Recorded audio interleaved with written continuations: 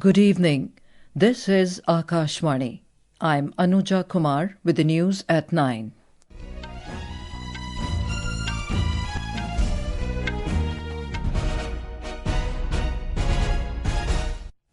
The headlines. Prime Minister Narendra Modi attending 17th edition of BRICS Summit at Brazilian city of Rio de Janeiro asserts BRICS remains a powerful force for economic cooperation and global good. Several issues including global governance reforms, climate change and artificial intelligence in focus at the summit. Election Commission eases voter registration rules in Bihar, allows submission of enumeration forms without any documents. Israel sends team to Qatar for talks with Hamas on ceasefire-hostage deal. India's Sakshi Chaudhary clinches gold medal in women's 54 kg category at World Boxing Cup at Astana in Kazakhstan. And in cricket, India 2 wickets away from winning second test of the Anderson-Tendulkar Trophy in Birmingham. And now the news in detail. Prime Minister Narendra Modi is attending the 17th edition of BRICS Summit at the Brazilian city of Rio de Janeiro. The two-day summit, which is witnessing the participation of several world leaders, began this evening. Brazilian President Luiz Inácio Lula da Silva welcomed Prime Minister Modi on his arrival at the summit. Later in a social media post, Mr. Modi said he is grateful to President Lula for hosting this year's BRICS Summit in Rio de Janeiro. Mr. Modi said BRICS remains a powerful force for economic cooperation and global good. BRICS comprises Brazil, Russia, India, China and South Africa. Over the years, the grouping has expanded to include Iran, Egypt and the UAE. We now go over live to our correspondent Sudhindra, who is covering the BRICS Summit in Rio de Janeiro. Sudhindra, what are the key engagements scheduled for day one of the summit and which major issues are expected to dominate the agenda?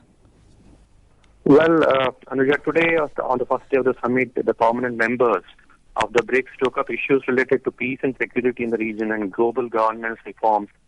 The debate on the need to reform global governance sought enhanced role for the developing countries. And Prime Minister Narendra Modi presented Indian perspective during these sessions. The leaders' declaration, is one of the key developments that will happen today. And later in the day, a plenary session is lined up on strengthening multilateralism. There is also a session on economic and financial affairs. And the members will also engage in a debate on the ethical usage of artificial intelligence for shared growth. And the BRICS leaders will also pronounce their statements, Anuja. And Sudhindra, what events are lined up for day 2 of the BRICS Summit tomorrow?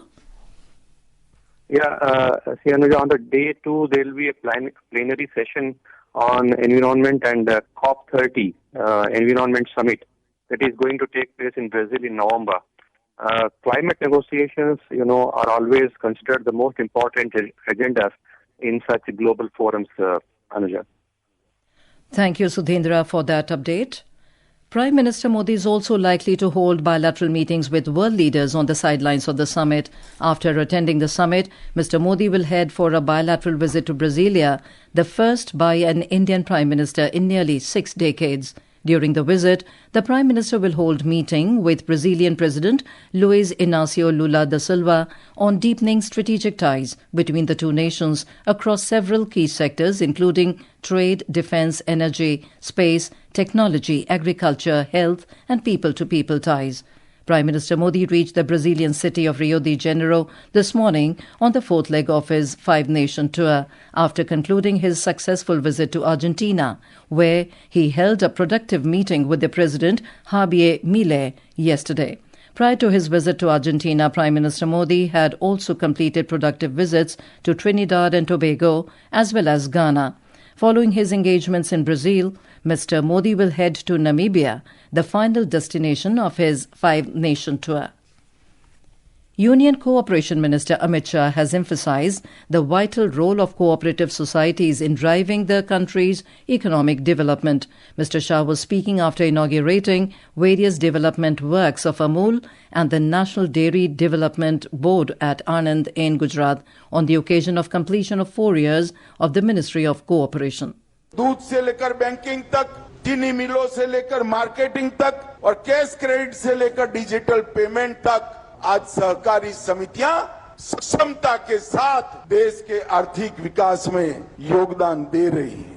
36 lakh बहनें गुजरात में और 20 लाख बहनें देश में हर रोज परिश्रम कर दूध भरती है। 80,000 करोड़ का टर्नओवर है। अगले साल की बैलेंस शीट 1 लाख करोड़ की आएगी और इसका मुनाफा मेरी ये 56 लाख बहनों के अकाउंट में जाता है।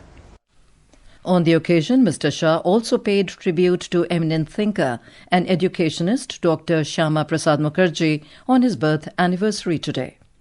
Union Minister of State for Science and Technology, Dr. Jitendra Singh, today inaugurated the state-of-the-art Phenom India National Biobank at the CSIR Institute of Genomics and Integrative Biology in New Delhi. The Ministry of Science and Technology in a statement said the biobank will serve as the backbone of a nationwide cohort study collecting comprehensive genomic, lifestyle and clinical data from 10,000 individuals across the country. In Bihar, amid the controversy over the Special Intensive Revision (SIR) of the electoral roll, the Election Commission of India in a big relief has eased the voter registration rules in the state, saying that those without any documents can still submit enumeration forms online or offline. The SIR drive is being conducted in Bihar ahead of the upcoming assembly elections in the state.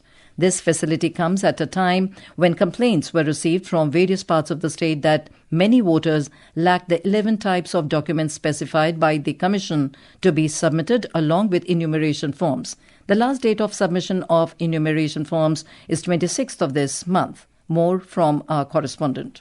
Ahead of upcoming Bihar Assembly elections, the Special Intensive Revision drive is being conducted in full swing in the state. Besides BLOs and other election machinery, members of women's self-help group known as Jivika Didis, Anganwadi workers, Vikas Mitra and other volunteers have been roped in the door-to-door mega drive of electoral roll purification. The Election Commission has also provided an online facility to voters to upload enumeration forms directly. Awareness drives are also underway in the state through various mediums and methods. Dharmendra Kumar Rai, Akashvani News, Patna. This is Akashvani giving you the news. For quick news updates around the clock, follow us on our X handle at AIR News Alerts. And for details of these stories and more, log on to our website www.newsonair.gov.in and download the News on AIR app.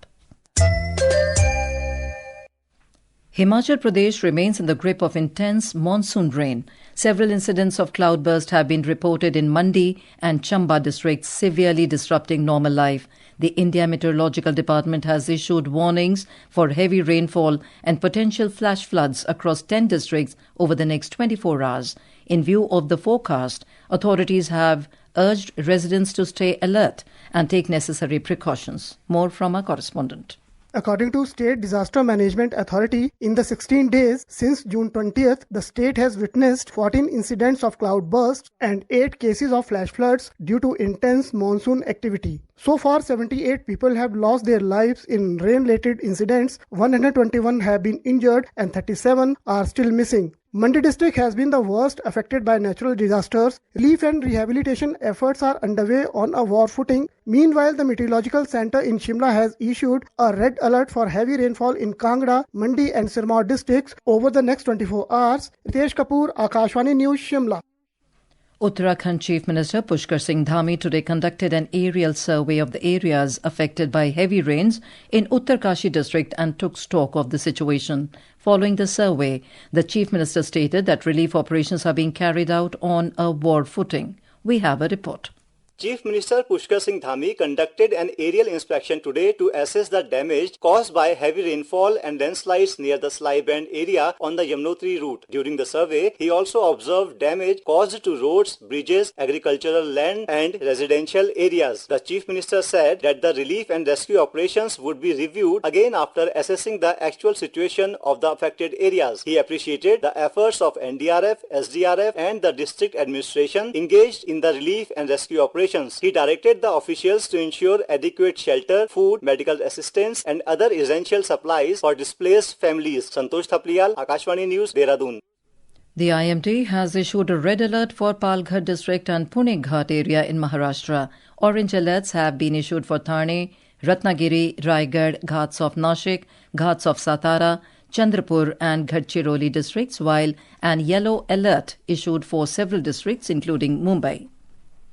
Meanwhile, the India Meteorological Department today said heavy to very heavy rainfall is likely to continue over northwest, west coast and northeast India during next 6 to 7 days. In Odisha, lakhs of devotees from across the globe gathered in the holy city of Puri this evening to witness the sacred Sunabesha ritual of Lord Jagannath, Lord Balbhadra and Devi Subhadra. The sibling deities were magnificently adorned with gold ornaments while seated on their respective chariots at the Lion's Gate of the 12th century Sri Jagannath temple.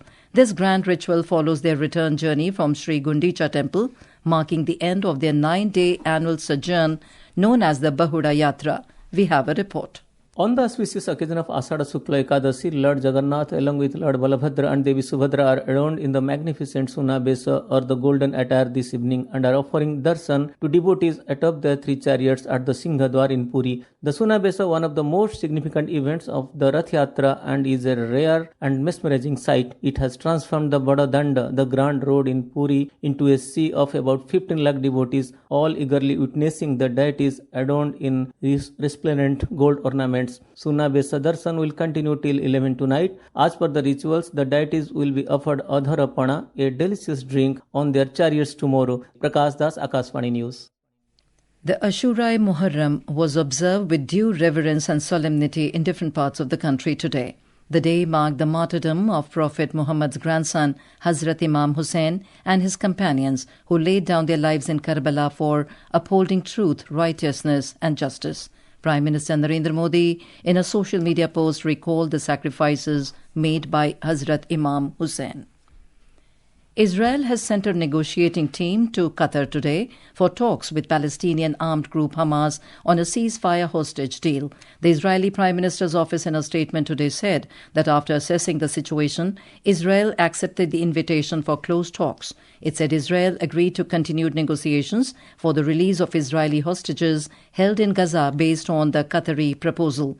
The proposal reportedly includes a 60-day ceasefire, the release in 5 stages of 10 Israeli living hostages and the handover of 18 hostage bodies, as well as the release of Palestinian prisoners held in Israeli jails. On Friday, Hamas said in a statement that it has delivered a positive response to mediators over Gaza ceasefire proposal.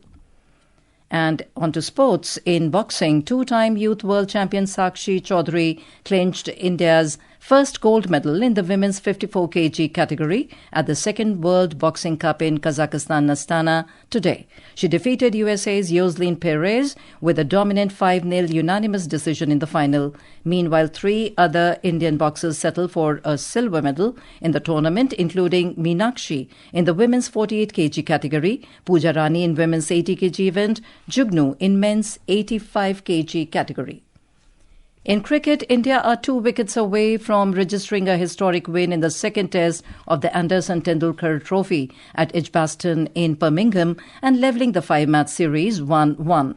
On day 5, the hosts were 242 for 8 in their second innings and were trailing by 366 runs when reports last came in. Earlier in the day, the start of the play was delayed due to rain and wet outfield.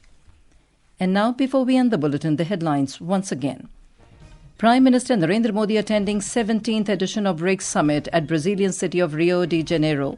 Asserts BRICS remains a powerful force for economic cooperation and global good. Several issues including global governance reforms, climate change and artificial intelligence in focus at the summit. Election Commission eases voter registration rules in Bihar, allows submission of enumeration forms without any documents. Israel sends team to Qatar for talks with Hamas on ceasefire-hostage deal. India's Sakshi Chaudhary clinches gold medal in women's 54 kg category at World Boxing Cup at Astana in Kazakhstan. And in cricket, India 2 wickets away from winning second test of the Anderson-Tendulkar Trophy in Birmingham. That is all in the news at 9. Good night.